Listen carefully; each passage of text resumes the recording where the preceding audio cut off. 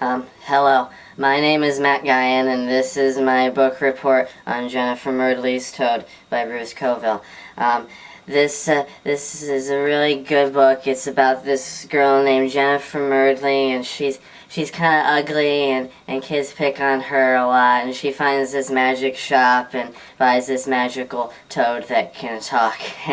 And I really, really like this book because it's funny. The toad is funny. He says funny things and does impersonations of famous people that I've never heard of. And funny things happen, like he gets this one girl in trouble by talking like the principal, and it's really funny. It's a good story, and it also has some very profound messages about the inner beauty versus outer beauty, and the true definition of happiness, and the constant war that is waged between this and the facade of true happiness that our commercialized conception of superficial beauty presents us. Thank you.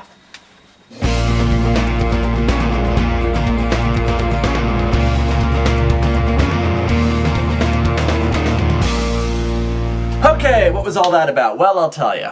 When I was in 5th grade, I had to do a book report, and I did a book report on this book, and for some reason I decided to have my 5th grade self present the opening to this particular book review. Just to clarify, the actual book report was much better written and better presented, but, you know, humor. So yes, today's book review, as my 10? How old was I in 5th grade? As my 11-year-old self said, today's book review is on Jennifer Murdley's Toad by Bruce Coville. But before I get into that, let me tell you all a little something about Bruce Coville. Bruce Coville was a pretty popular children's author in the 80s and 90s, and he is, in my opinion, one of the most underrated children's authors. He writes mostly sci-fi, fantasy, and horror novels. In fact, I reviewed one of his sci-fi trilogies last year, AI Gang Trilogy. And he's an excellent storyteller, but he hasn't published a lot recently, and so bookstores have stopped stocking his books. But one of the things about Bruce Coville is that not only is he a really good storyteller, but he also knows how to sell books to kids. Most, if not all, of his books have titles or premises that easily appeal to little kids. For example, here are some of the titles of his books. My Teacher is an Alien. I Left My Sneakers in Dimension X. Aliens Ate My Homework. The tagline for Jennifer Murdley's Toad is, "What do you do when your talking toad has an attitude?" So little kids see these books in the bookshop, they say, "My teacher is an alien? Whoa, cool, I gotta read this!" And they read the book, and of course there's all sorts of superficial kiddie stuff in there as well. But in addition, the stories are very, very good, they're very well written, very well constructed, and they usually have a good message for kids. So it's a nice combination of superficial kiddie stuff and more mature, intelligent, thinky stuff. Such is the case with Jennifer Murdley's Toad.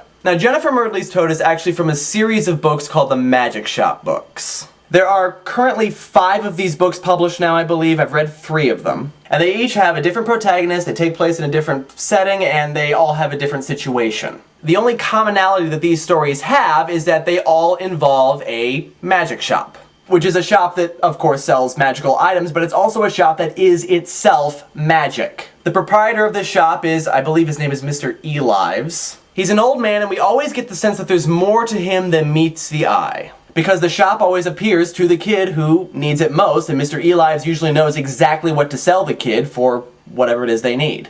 I hope that explanation wasn't too confusing. And for a little while at least, it seems like this is going to be kind of a lighthearted, fun story about a girl and a talking toad and how he can do impersonations of any voice that he hears, and so her bullies get their comeuppance. But the story actually ends up being a lot deeper and a lot more complicated than that. In a lot of ways, the story is actually a retelling of a fairy tale that appears in actually a lot of fairy tale traditions. The story of 2 daughters, one is very, very ugly but also very kind, and the other is extremely pretty but also mean-spirited and vain and all sorts of evil things. Both girls come across this old woman, one of them offers her help, the other one doesn't, and the old woman rewards the one and punishes the other.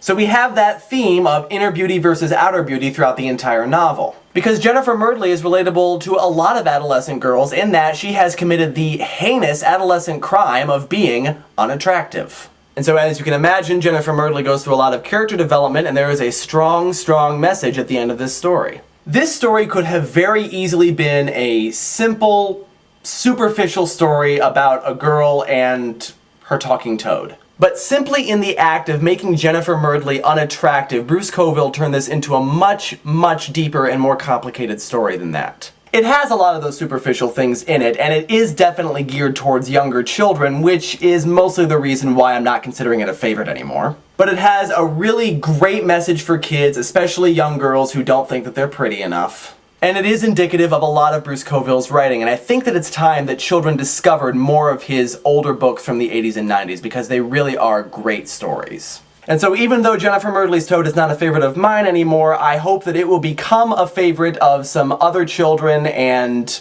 I am glad that it was once a favorite of mine. And the next book on the favorites list is another Magic Shop book by Bruce Coville, Jeremy Thatcher, Dragon Hatcher. See you then.